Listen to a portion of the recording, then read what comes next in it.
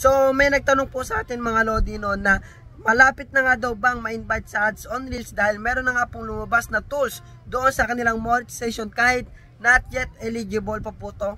So ang mga Lodi, ang sagot po ay hindi po. Okay, dahil kahit po may lumabas na ads on Reels dyan ay invite only pa rin po yan mga Lodi no.